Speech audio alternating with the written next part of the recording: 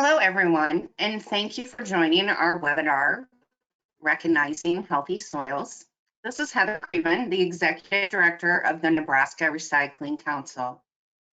Before I do my introduction, I want to mention a couple of things. In light of the coronavirus, we are all working from home, and I have had some troubles with the internet yesterday. If the internet drops, I will attempt to get back on immediately. Otherwise, if it fails, I will make arrangements with Erin to record the entire presentation and email it to everyone who is registered. Fingers crossed today, there will be no problems. In addition, I just want to point out that Nebraska Recycling Council has canceled our charm collection events related to Earth Day and is postponing at this time all of our CRT amnesty collection. So with that being said, let's begin. The Nebraska Recycling Council's mission is to maximize the economic and environmental benefits of resource recovery in Nebraska, and with a goal of wasting nothing. In the webinar today, you will get an understanding of the principles of soil health and allow you to recognize healthy soil and provide ways for you to unlock your farm's potential. Soil health is more than just a buzzword. This presentation will dig in and help you identify key resources available to you and your farm. Healthy, fully functioning soil provides an environment that sustains and nourishes plants, soil microbes, and benefits for insects. Managing for soil health is one of the easiest and most efficient or effective ways to increase productivity and profitability while improving the environment. A major factor influencing agronomic production worldwide, and for sure in Nebraska, is the developing inability of soil resiliency withstand disturbances and to continue function. Soil health management leads to increased soil resilience, which could allow your farm to stay consistently productive now and into the future. We will look at how soil health is related and how soil function in identifying the relationship between us and our soil's health. Our presenter today is Erin Hurd. Erin is the Nebraska NRCS State Soil Health Specialist. He has been working with cover crops and soil health for more than 14 years and is excited to promote the Nebraska NRCS Soil Health Initiative. Through this initiative, the NRCS has established cover crop demonstration field sites across the state with local farmers. These projects help to promote the use of soil health management systems on all types of agricultural land. Erin and Nebraska NRCS intend to help Nebraska management systems and farmers and ranchers learn and gain experience necessary to improve the soil health on their land. During the webinar, please feel free to type your questions in the chat box as they come to mind. A recording of this presentation will be available following the webinar on our website under the Resources tab at www.nrcne.org. Thank you again for attending. And with that, I will turn over the presentation to Mr. Hurd. There could potentially be a slight delay before he begins.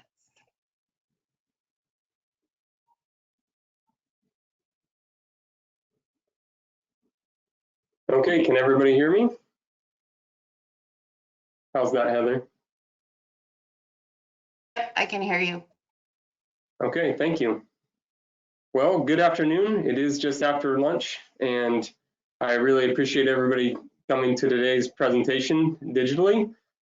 This is an excellent opportunity to show this presentation in this way and share with you some ideas about soil health today. I really appreciate your time and interest in this subject. It's a great great thing to think about and implement on your own resource. So without further ado, I'll move into the next slide if I can get this to work. There we go. I like to share pictures because I think they portray a lot more than I can say in words. And I like to start off with the top left of this slide and just with extreme weather. I think that's kind of been what we've heard a lot in the last few years and come to recognize the weather and what's occurring around us as extreme weather. And we are starting to see some agronomic effects of that extreme weather. I took a picture, this picture here is of a corn crop on top of a hill that flooded out. This has a slight slope on it and it shouldn't have ponded water, but there was too much water impeded by that grass buffer there, and that corn crop suffered because of it. What's interesting is that same hilltop or right there next to it, that summer had a droughted out corn crop. You know, there was too little water. And we see some pretty crazy swings in weather going from too much to too little, even in the same calendar year. That's not surprising to any of us. There's a picture there on the top right of the soil in that field with cracks and surface crusting and all kinds of things that were resultant from that a lot of water and then a drought, so to speak. The bottom left corner there shows no cover crops versus cover crops and two kind of separate fields. The field on the left is a small watershed that has about 40 acres of drainage. It's just to the top of the hill there. And you can see the amount of water moving down that slope and running off of that land. Created a gully there that's an ephemeral gully, and it's a temporary gully that can still work agronomically, but that's a lot of soil loss. The picture on the right that says cover is a lot larger watershed, and it was a picture that I got to take myself. It's actually drains 2 full pivots, so about 230 acres drain through that waterway, and the producer there was able to plant a cover crop in the fall after crop harvest, and he created a temporary grass waterway. And this picture was actually taken the day after a 15-inch rain event that we received in 2015 in Fayette County. This temporary grass waterway had just been sprayed with herbicides, and so the cover crop was dying during the event, and yet it still managed to hold the soil structure right there and hold that waterway from eroding. It actually accumulated some soil, and the soil surface stayed roughly the same for that farmer by protecting it with that cover crop. That was kind of a big event for me to get to experience and watch and see how extreme weather impacted crop fields across that county. The next year I took the picture in the bottom center there of a cover crop that was grown ahead of corn. That is not really a recommended cover crop use in a corn bean rotation. We can tie up a lot of nitrogen and add competition to the system ahead of corn with a cereal rye cover crop like that. However, this manager was able to add starter fertilizer to this circumstance, and the corn was able to be successful. That was actually one of the best yields he'd harvested on that corn crop or that corn field.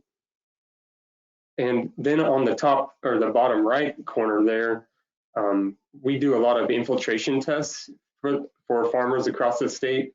And this particular infiltration test was a 9 and a 14-inch per hour infiltration test result, and that really surprised me. I'd not ever seen an infiltration test that was able to infiltrate that much water that fast, and it made me wonder about the whole system at large. And you can see this slide kind of transitions from that extreme weather concept to a resilient soil concept. And I really believe that what we're experiencing, while it may be more frequent or more extreme weather events, we might also be seeing an extreme reaction to the weather by the soil. And in most of our crop soils, we're seeing an extreme reaction due to their inability to function or be resilient. And so that's really what I want to hone in on today, to focus on and see if we can make that work in our discussion. I'm going to see what this is. Yep, okay. So let's see if I can make this advance to the next slide. Okay, I wanted to start off today with the definition of soil health. I think it's really important to define a foundation of understanding, and the NRCS has provided this definition for everyone to build that foundation. It's the continued capacity of the soil to function as a vital living ecosystem that sustains plants, animals, and humans. I've underlined what I think is the key to that definition, the continued capacity of the soil to function. And I like to illustrate this using your own health for you to evaluate. When you wake up in the morning, you have a continued capacity to function. You can impair that capacity to function by not getting enough sleep, by your activities, by your choices.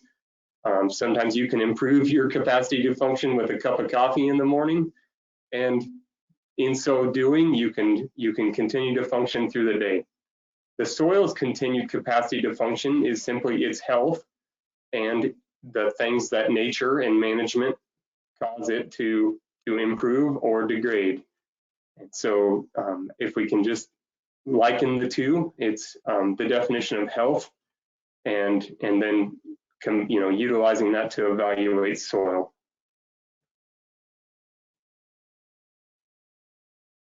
So when I walk into a crop field now, I look at the crop field just slightly differently, and I ask a different question than maybe other folks do. I ask, is the soil healthy? And just like your health, there's a lot of things to look at to evaluate a general health of an organism or a resource. Soil health is changed over time by natural processes and manipulated by management. That's just like I explained. Every soil has unique physical properties developed by the 5 soil forming factors. Those are really basic, fundamental kind of knowledge of soils. The 5 soil forming factors are what a soil is and how it is, how long the soil's been there, time, the direction the soil faces, aspect, what the soil is made out of, sand, silt, and clay materials, its parent material.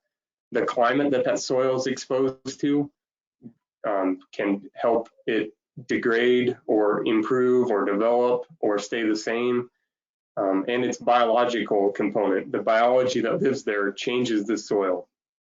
And I save biology for the last because I'm going to really key in on biology.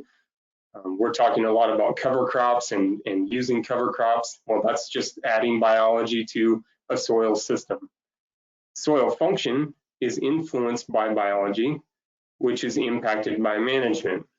That's how we influence soil health, is through the management of the biology that influences soil function. 90% of soil function is mediated by soil microbes. So the things living in the soil do the jobs that we think soil should do, the way that soil functions. We inherently think that soil should take water in, infiltrate water. We think soil should store water and give it back to a plant. We think it should accept nutrients and give those nutrients back to plants. We think it should be a filter, a buffer. We think it should be a source of nutrients. We also think it should be stable. It should stay put and support plants and our house and our roads and a myriad of functions that we assume soil should do. 90% of the things that we think soil should do are done by soil microbes. And I think that's a really key fact in how we portray what soil's doing. Supporting the biological activities which establish habitat can improve the functions of the soil. And that is key to me. I have a wildlife biology minor, and habitat management is the key to influencing an ecosystem. So we can manage the plants and the biology and thereby influence habitat. And that's the key for us to get into this system. The next slide here is building resilient soil is achieved by taking step 1, implementing the soil health principles. On the left-hand side, I have the 4 soil health principles plus a 5th one. I like to start with minimizing disturbance. I think that's easy to understand. Disturbing the soil and its ecosystem is accomplished through our management. We can till the soil. That's probably the easiest illustration of disturbance. By mixing the soil up and slicing and dicing it, we're really disturbing the soil and the places that things live in the soil. Maximizing soil cover is the second principle. And there's really 2 types of soil cover. There's the living material and the dead material. Dead material is last year's plants that have, annual plants that have died, or perennial plants that have shed their leaves. And that dead material that covers the soil surface, I like to call it a passive material. It doesn't care what happens to it, and it just passively lays there and interacts with the environment and ecosystem. Passive material can intercept a raindrop, but it doesn't necessarily care what happens to that raindrop. While active or living cover does really care what happens to that raindrop. And active residue, like leaves that are alive and growing, can also intercept a raindrop, but they will let that raindrop drip to its the drip ring around a plant, or convey that raindrop to its stem and then soak it in along its root. And that active involvement in the ecosystem can really change how we maximize soil cover. The third principle, maximize biodiversity. That's really important in a farming system.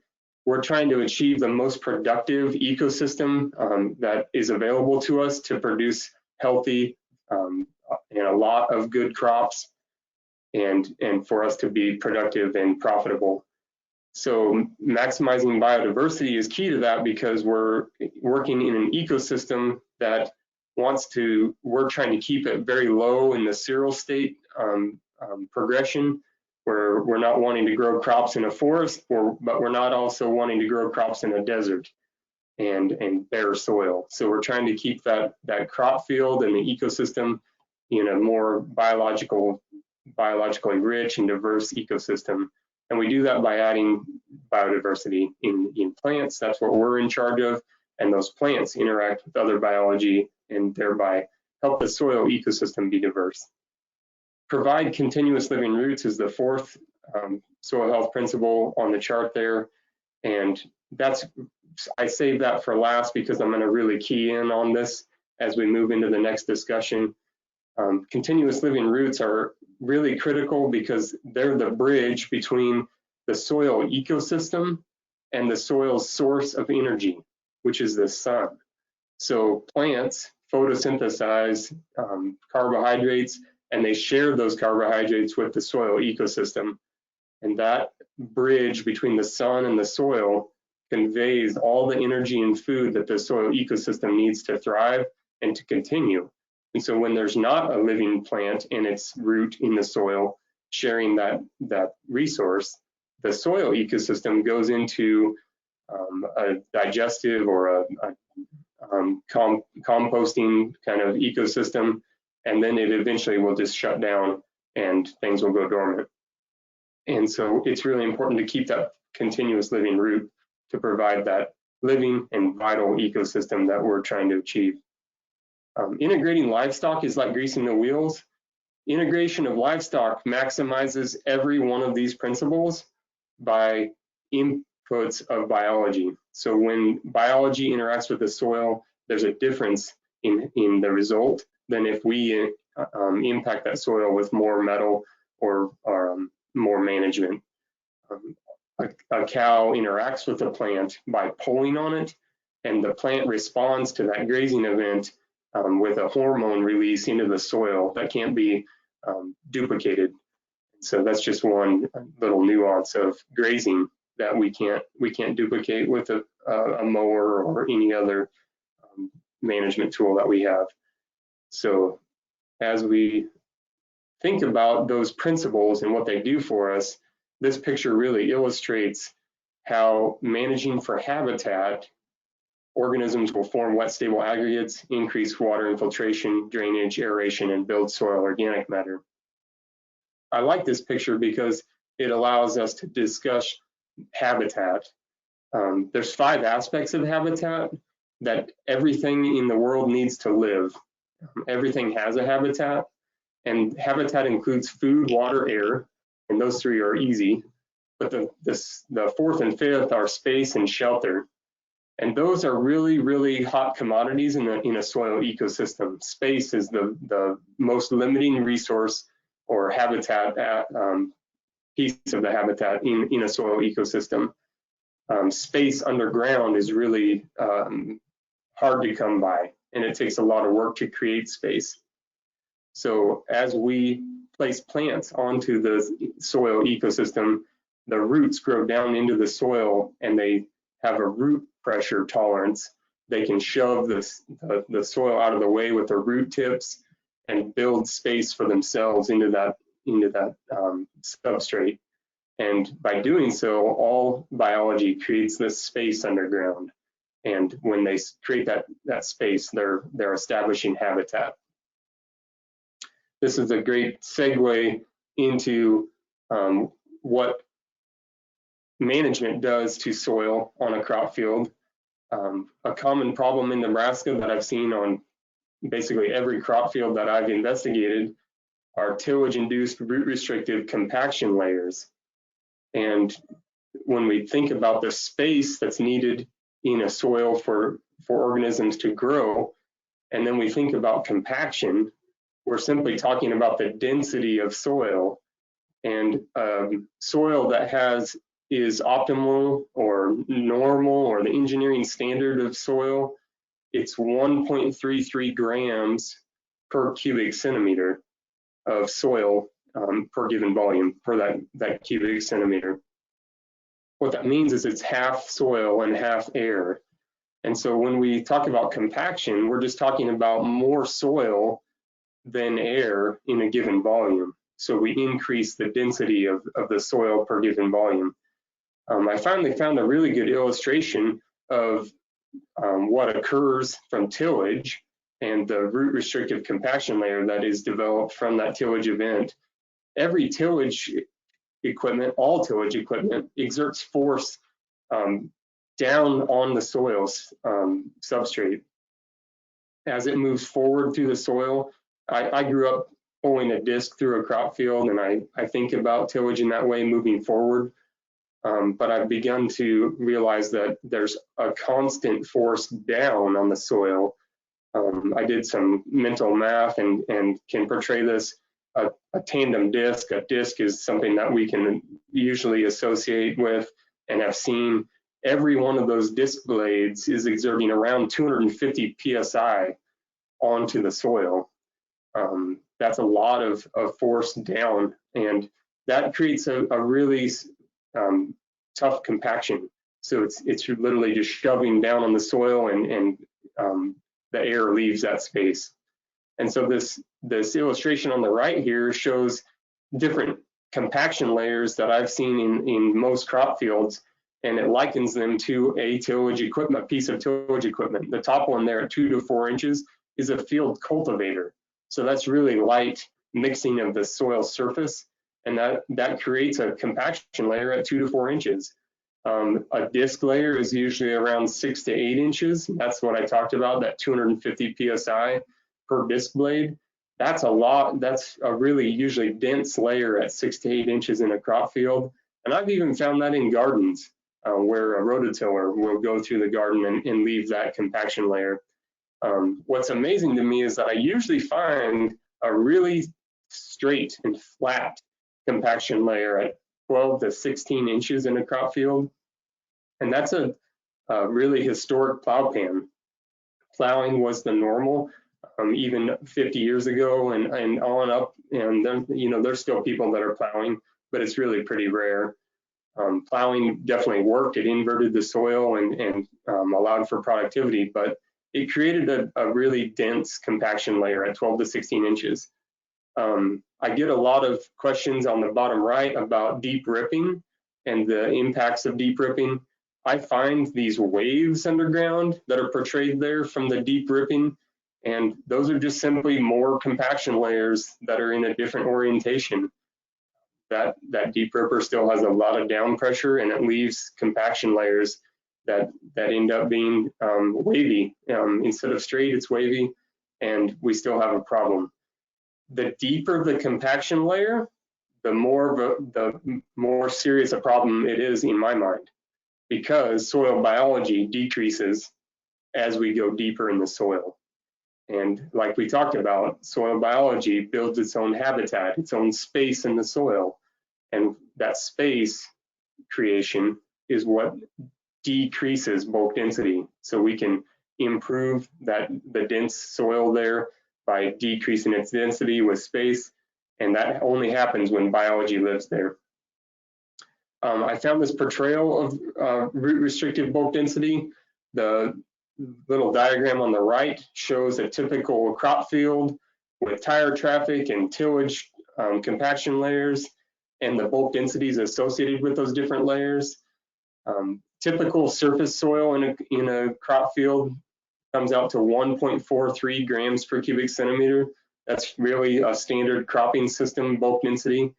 That's slightly more than that engineering standard of 1.33 grams per cubic centimeter. And then right there at 7 inches in this diagram is the portrayal of that compacted plow pan or disc pan, the compaction layer from disking. And the bulk density that's typically measured there, according to this diagram, is 1.9 grams per cubic centimeter.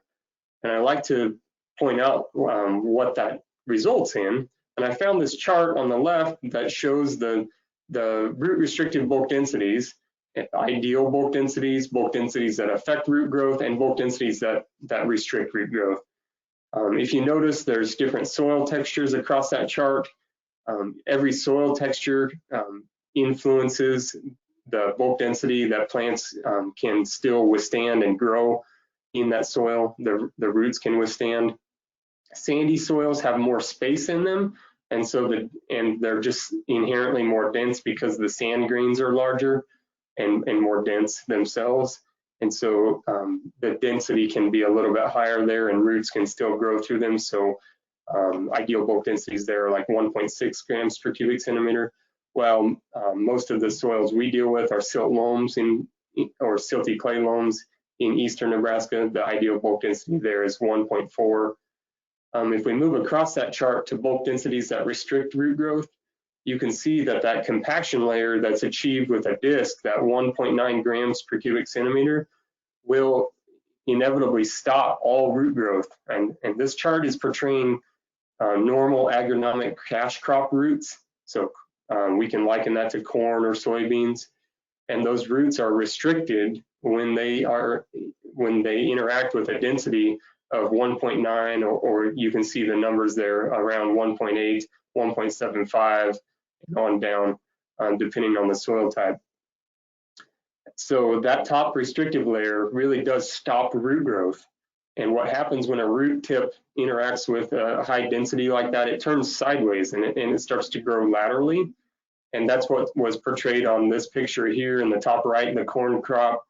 The roots are growing laterally right there at that 2 to 4 inch compaction layer. they'll inevitably find a crack or a crevice or a channel, and they'll grow down below that. And then they'll grow down through that substrate to the 6 to 8 inch layer. And then when they hit that dense layer, they'll grow laterally until they inevitably find another crack if they can. The problem that I see is every time a root is growing sideways, it's not interacting with more soil substrate and more nutrients and more water that's stored. It's interacting with the soil that's in that same surface layer. And so it's as if we're farming in 6 to 8 inches of soil to raise a crop. And it goes back to my initial slide. We're seeing extreme reactions by the soil to these weather events, because we're really interacting with 6 to 8 inches of soil rather than the whole soil profile. These root restrictive compaction layers also really impact water infiltration, and we'll talk about that here next on these subsequent slides. I need to kind of explain where this picture comes from. Rogers Memorial Farm is a research farm hosted by the University of Nebraska. It includes a long-term tillage study that's been administered by Paul Yaza. He's an extension educator for the University of Nebraska, and Rogers Memorial Farm is located just east of Lincoln. This tillage study is located on kind of a hilltop. It's an exarban soil, and it includes randomized replicated field long strips that are farmed with regular agronomic practices. Regular tractors and field equipment are used to plant and manage the crop and harvest the crop. This is really a good system to talk about a typical farming operation and then capture a whole lot of data very precisely on these randomized replicated strip trial plots. I had the opportunity to go and dig in these plots with his permission, Paul Yaza's permission, and capture these 2 soil monoliths. I took this soil out of place. I cut it out with a shovel and equipment, and I proceeded to stabilize this soil with typical monolith creation process using Elmer's glue and water. It's a fun process, kind of an art project. What's neat is this working soil really shows the impacts of management on the soil structure. And this study includes tilled versus no-till plots that have been in place for 40 years. This is the 40th year right now that these plots have been farmed utilizing a tillage system and a no-tillage system. The till system on the left there includes fall plowing and spring double disking. So he disks that field twice prior to planting, and that's pretty much a conventional tillage system that we could portray. The tillage has then resulted in its compaction layers, as I portrayed, at those depths that are marked there. The 1 inch depth shows the surface crust that's created. The soil is exposed to the sunlight and to raindrop impact, tire traffic, and all the impacts of management.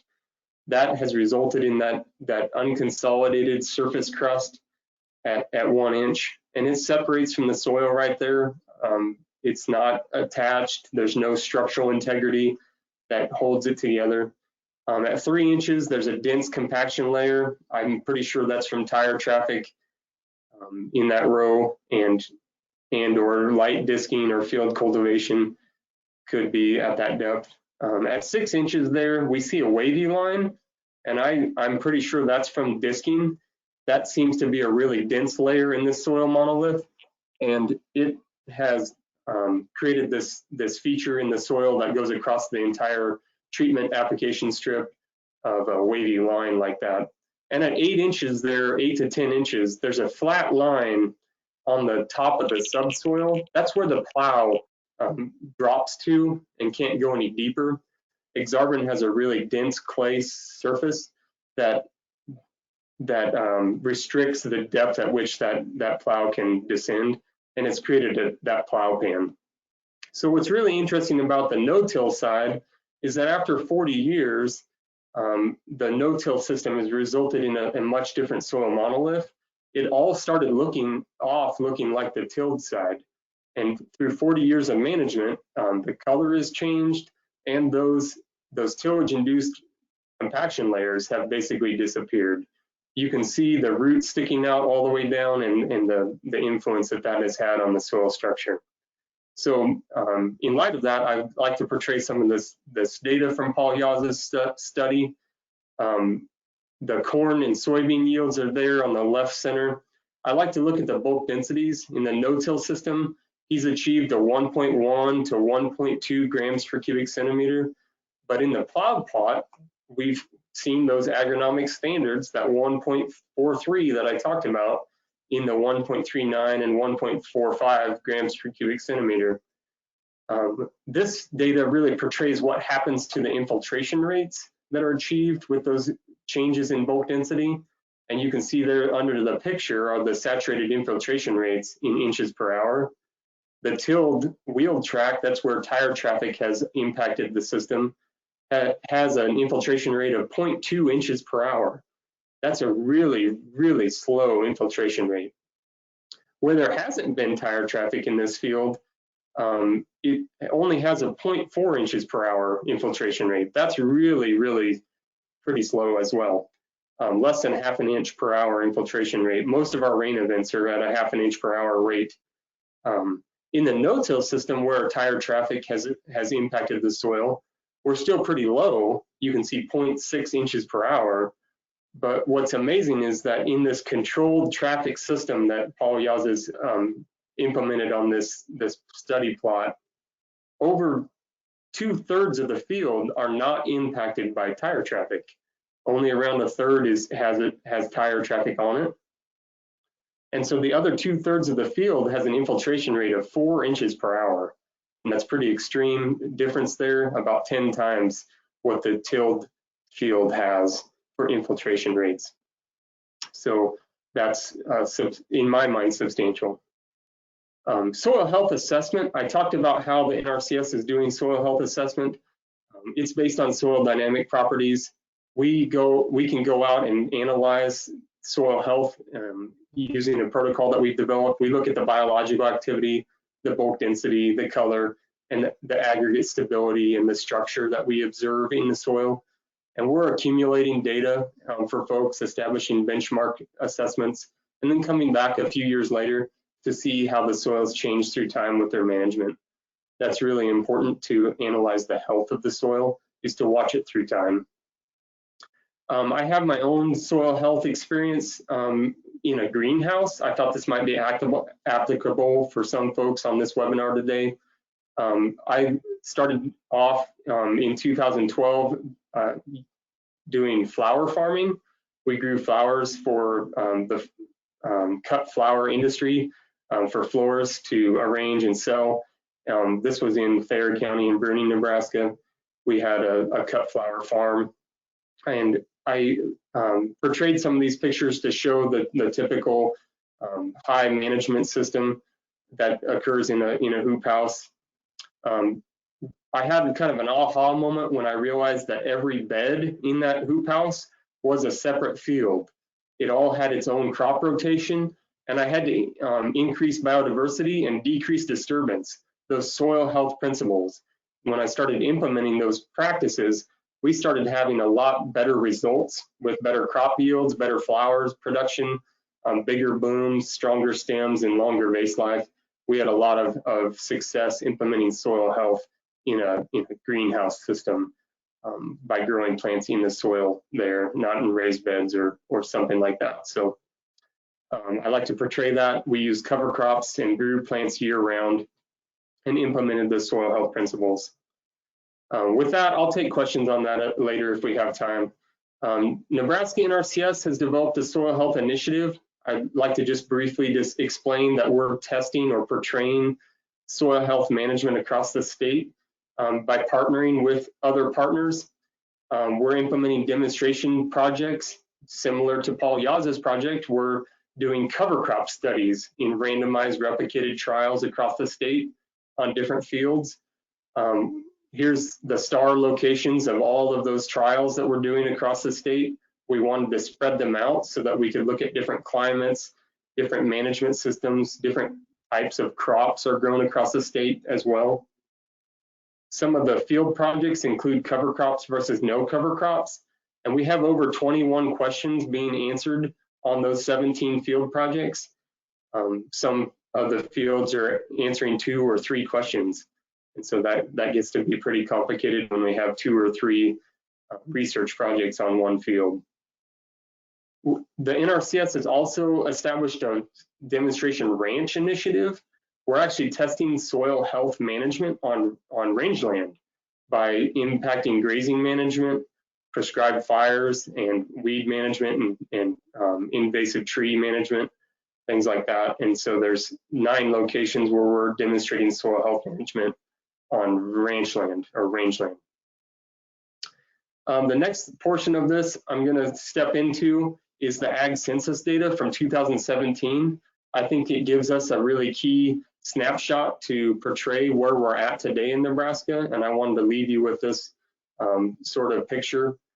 The ag census data allows America to tell its changing story. I like that message. And the census provides that key measurement of success. It happens every 5 years, and we're going to capture the rate of change over time. Percentages of harvested cropland in Nebraska by tillage practice. I like this chart. It shows the 2012 data versus the 2017 data. And for the first time, no-till farming management achieved more than 50% of the harvested cropland acres in a no-till system in 2017. That actually led the nation in total no-till acres, and I'll go to that next. The cropland acres in Nebraska from 2012 increased from 21 million to 22 million.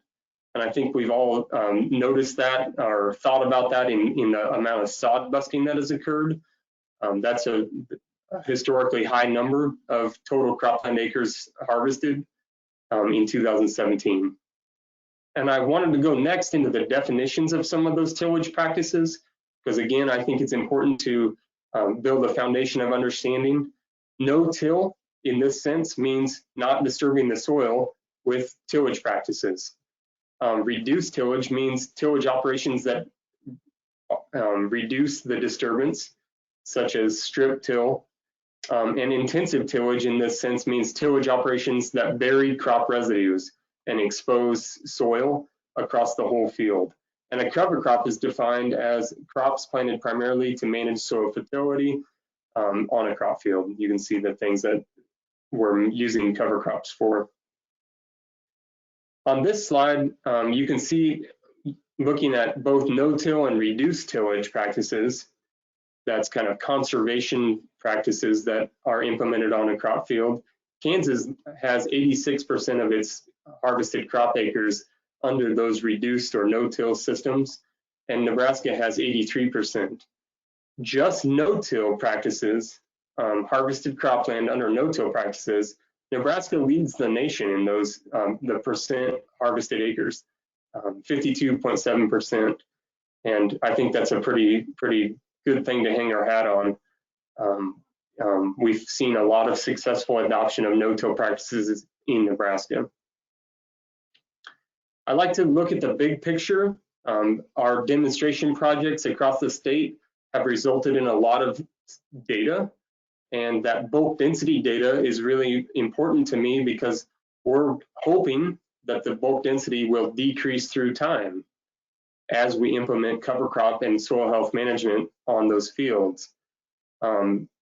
The success of no-till in Nebraska is also really encouraging to me, because as this chart shows, the longer that a system's in no-till practice, the quicker we see a response in a change in bulk density.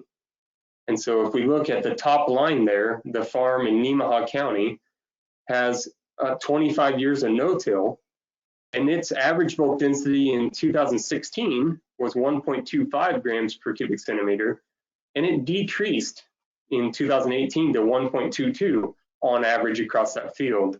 And that's a noticeable change. you can see some of the other changes, but as we move down through that chart, you'll see less and less of a change, similar to like Sherman County's results there in the middle of the pack, 10 plus years of no-till, and we changed from 1.17 to 1.16. And then on the bottom two lines, there's a system that's continued to be strip tillage. And on the bottom line, we've converted to no-till from a full width tillage to no-till practices for 2 years. This really portrays what happens when we convert to no-till.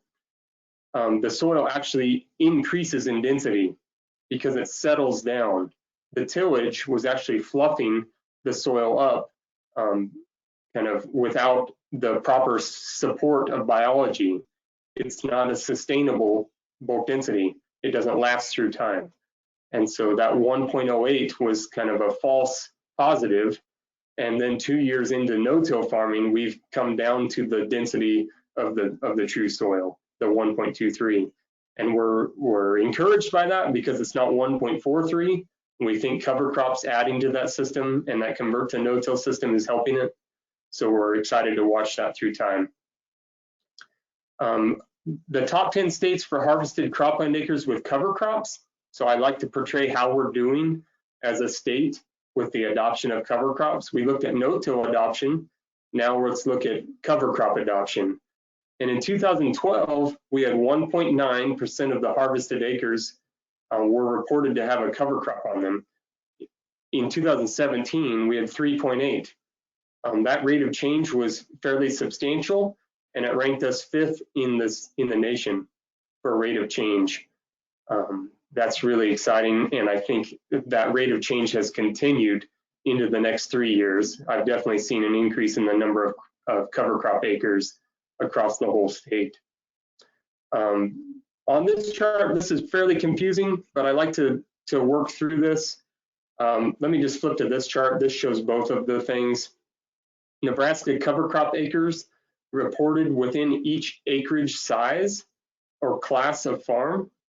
And so if we just move across this chart, kind of left to right, you can see the classes of farm, 1 to 99 acres, 100 to 499 acres, and so on.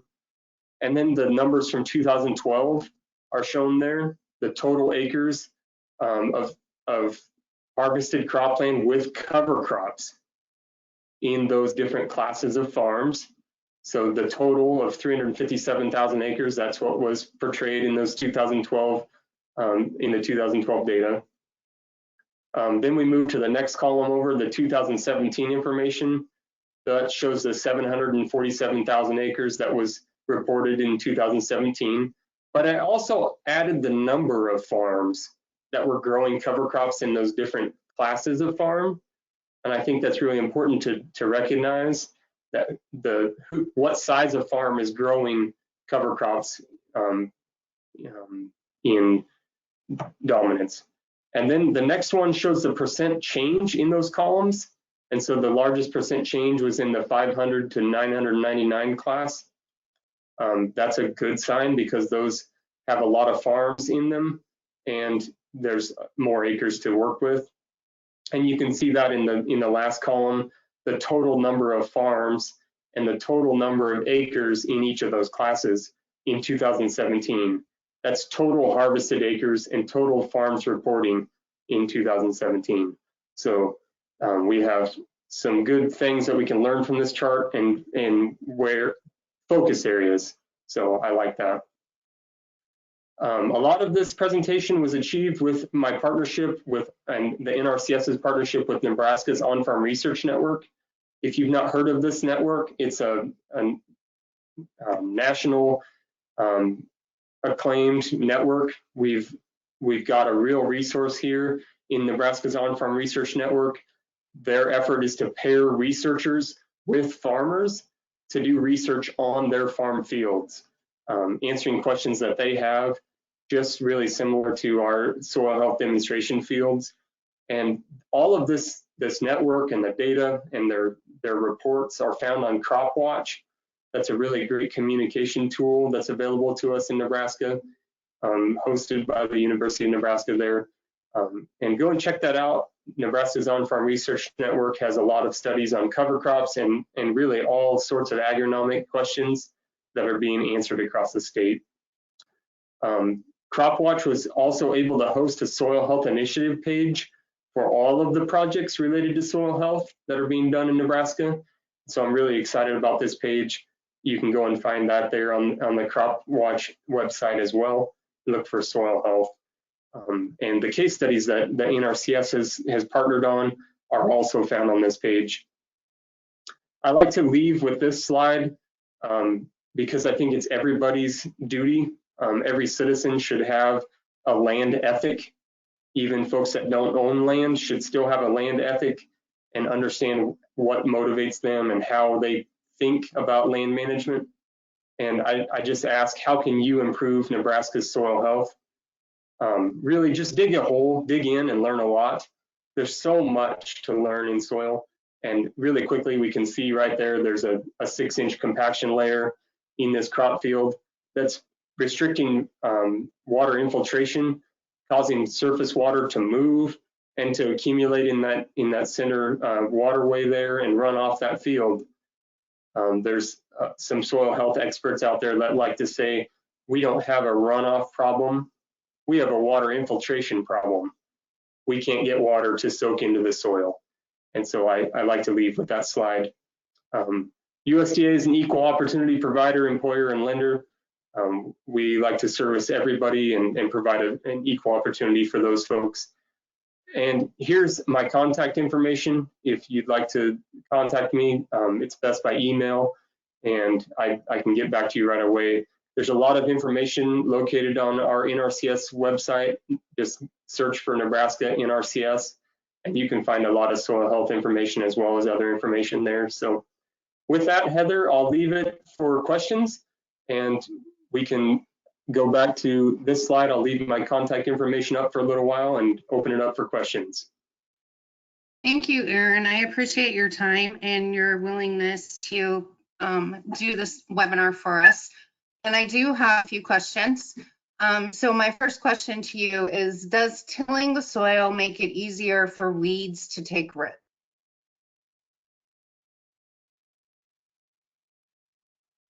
Tilling the soil doesn't necessarily make it easier for weeds to take root. Tilling the soil fractures compaction layers, it mixes the soil, and it covers up the residue and the surface cover that's on a soil surface.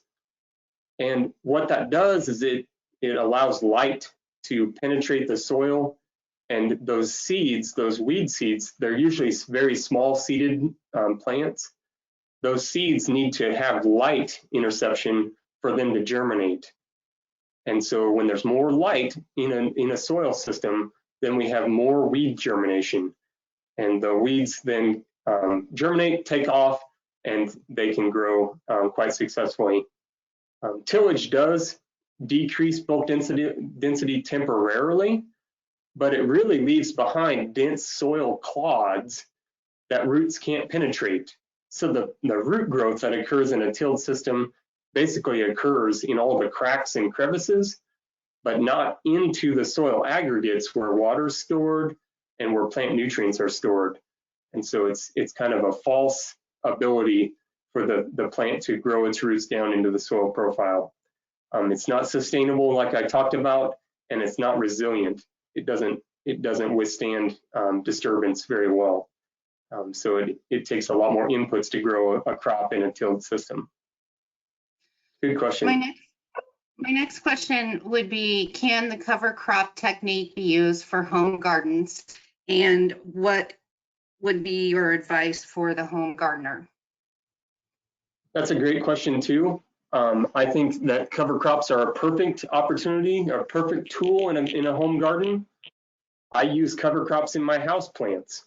I've solved a lot of houseplant diseases and problems, lack of productivity and the inability for that plant to be successful just by adding some simple cover crops to houseplants. I use cover crops in a no-till garden myself, and I think it's a great opportunity. The key is to think of every bed or row of crops as its own individual field. And I really point out that the time to plant cover crops is the day that you harvest.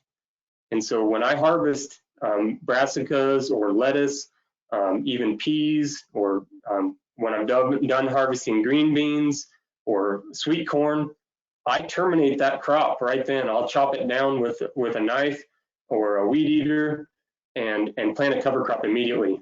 I like to seed the cover crop and then put the crop residue back on the soil surface so that the cover crop seed has a seed to soil contact, and then cover it up with a little bit of residue from the garden plants. I even do that in house plants. I'll put a little cover crop seed and then take all the dead leaves from the plant and just put those back on the soil surface to cover the soil.